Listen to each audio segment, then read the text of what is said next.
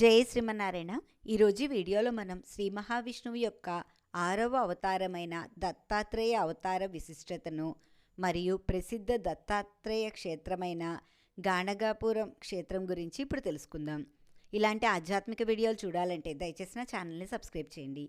శ్రీ మహావిష్ణువు యొక్క 21 అవతారాల్లో 6వ అవతారమైన దత్తాత్రేయ స్వామి అనసూయ అత్రి మహర్షి దంపతులకు మార్గశిర మాస పౌర్ణమి నాడు అవతరించారని భాగవత పురాణంలో తెలియజేయబడింది. అందుచేత మార్గశిర పౌర్ణమి నాడు దత్త జయంతిగా జరుపుకుంటారు. అత్రి మహర్షి అనసూయలకు త్రిమూర్తులు పసిబిడ్డల రూపంలో తమకు తాము సమర్పించుకున్నారు కావున దత్త అని, అత్రి మహర్షి కుమారుడు కాబట్టి ఆత్రేయ అని 2 పేర్లు కలిపి దత్తాత్రేయ అనే నామం వచ్చింది. త్రిమూర్తులు ముగ్గురు ఏకమై అవతరించిన రూపం కాబట్టి దత్తాత్రేయ స్వామికి అంతటి విశిష్టత ఏర్పడింది. దత్తాత్రేయ స్వామిని పూజించిన వారికి త్రిమూర్తులను పూజించినంత ఫలితం కలుగుతుందని పురాణాల్లో తెలియజేయబడింది.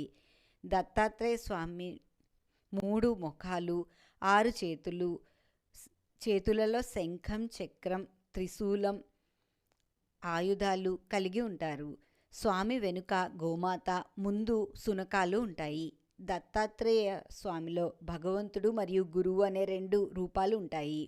అందుచేత దత్తాత్రేయ స్వామిని గురువుగా భావిస్తారు. దత్తాత్రేయ స్వామిని పూజించిన వారికి జన్మజన్మల పాపాలు తొలగిపోవడమే కాకుండా జ్ఞానం కలిగి తద్వారా మోక్షప్రాప్తి కలుగుతుందని కూడా పురాణాల ద్వారా తెలుస్తోంది. ఇంతటి శక్తివంతమైన దత్తాత్రేయ అవతారాన్ని మనం కూడా పూజించి స్వామి యొక్క అనుగ్రహాన్ని పొందుదాం. దత్త జయంతి సందర్భంగా మనము దత్తాత్రేయ ప్రసిద్ధ క్షేత్రమైన గాణగాపురం క్షేత్రం గురించి తెలుసుకుందాం. ప్రసిద్ధ దత్తక్షేత్రమైన గాణగాపురం క్షేత్రం కర్ణాటక రాష్ట్రంలో గుల్బర్గ జిల్లాలో కలబుర్గి సమీపంలో భీమా నది తీరంలో కలదు. కలియుగంలో దత్తాత్రేయ స్వామి 2వ అవతారమైన శ్రీ నరసింహ సరస్వతి అవతారానికి చెందిన క్షేత్రమే ఈ క్షేత్రం. ఈ క్షేత్రంను గురుక్షేత్రమని, శ్రీక్షేత్రమని కూడా పిలుస్తారు. 14వ శతాబ్దంలో జన్మించిన శ్రీ నరసింహ సరస్వతి స్వామి తన చివరి కాలమంతా ఈ ప్రాంతంలోనే గడిపి భక్తుల కోరిక మీదట తాను శాశ్వతంగా ఈ ప్రదేశంలో పాదుకల రూపంలో ఉంటానని భక్తులకు వాగ్దానం చేసి సమాధి అయ్యను. అందుచేత ఈ క్షేత్రంలో నరసింహ సరస్వతి స్వామివారి యొక్క నిర్గుణ పాదుకలే గర్భాలయంలో పూజలు అందుకుంటూ ఉంటాయి.